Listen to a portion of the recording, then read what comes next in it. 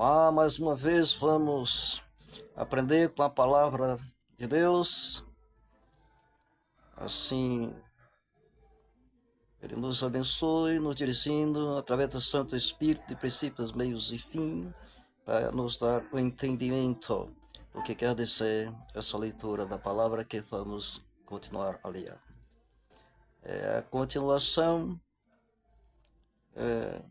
do estudo para entender entre dois personagens, Judá e José, saber quem é quem na realidade.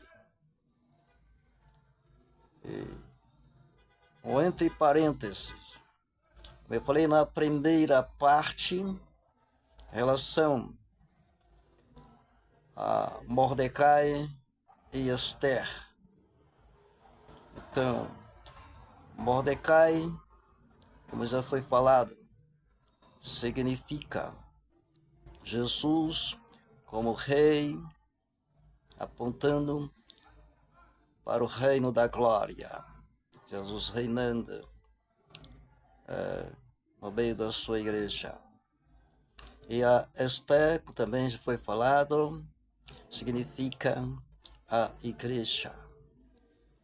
E a referência aqui de Mordecai, que criou a Esther, não diz que Mordecai tinha filhos, não diz. Diz que ele era filho. Então, na referência de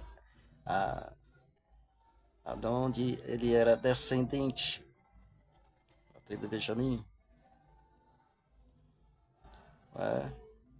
Mas ele não diz que ele tinha filhos. E a filha adotiva dele, sua prima, Esther, ele também diz que Esther era órfã. Vamos lá, órfã. Esther capítulo 2, versículo 7. Ele, quem? Ele, Mordecai, criara a Hadassah, que é Esther, filha de seu tio, quer dizer, ela era primo de Esther, a qual não tinha pai nem mãe, e era jovem, bela, de boa aparência e formosura. Tendo-lhe morrido o pai e a mãe, Mordecai tomara por filha. Esta é a referência de Jesus, apontando para Jesus no reino da glória, reinando em meio à igreja. Amém? Lembrando a citação da primeira parte desse estudo de quem é quem entre Judá e José.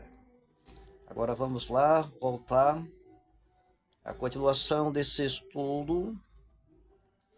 Nós paramos no verso 11 do capítulo 37. Agora vamos continuar a sequência, versículo 12. Assim, e como foram os irmãos apacentar o rebanho do pai em Siquém, perguntou Israel a José, não apacentam teus irmãos o rebanho em Siquém? Vem, enviar-te-ei a eles. Respondeu José, eis-me aqui. Disse-lhe Israel, vai agora e vê se vão bem teus irmãos e o rebanho, e traz-me notícias. Assim o enviou do vale de Hebrom. Ele foi a Siquém, e um homem encontrou a José, que andava errante pelo campo. Ele lhes perguntou, que procuras? Respondeu, procuro meus irmãos. Diz-me, onde apacentam eles o rebanho? Disse-lhe o homem, foram-se daqui, pois ouviu-os dizer, vamos adotar. Então seguiu José atrás dos irmãos e os achou em Dotã. De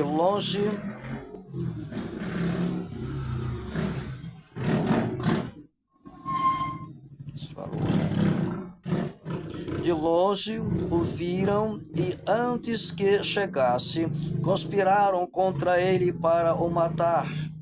E diziam um ao outro, vem lá o tal sonhador. Vinde, pois, agora, matemo-lo e lancemo-lo numa destas cisternas, e diremos: um animal selvagem o comeu, e vejamos em que lhes darão os sonhos. Mas Rúben, ouvindo isso, livrou das mãos deles e disse: não lhe tiremos a vida.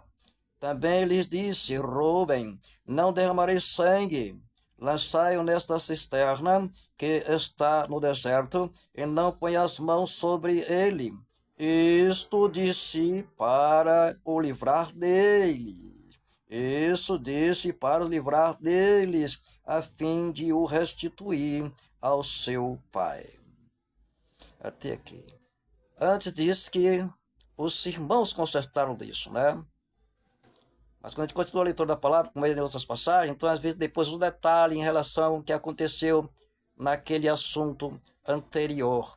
Então aqui está dizendo que Rúben, na verdade, não estava concordando. Então não foi todos que concordaram. E qual foi o objetivo dele dessa essa sugestão? Qual foi o motivo para depois ele vir? Isto disse para o livrar deles, está vendo? Para o livrar dos irmãos que queriam projetando matar José. Então ele deu essa proposta a fim de o restituir a seu pai. Está vendo? Está vendo aí? Então não podemos ficar presos em um texto se você não continuar a entender mais adiante ou antes um assunto que vai conectar e dar o entendimento daquela leitura que você entendeu que é tudo ali naquele texto. É por isso que a palavra diz que para se interpretar a palavra de Deus é um pouco aqui e um pouco ali. Aí o Espírito Santo vai fazer lembrar em outra leitura, às vezes em um versículo, que é completando e discernindo o entendimento que você leu em um outro texto atrás ou adiante, completar. Mas é preciso que o Espírito Santo lembre, quando você estiver lendo um outro texto, que aquilo significa uma resposta ou um complemento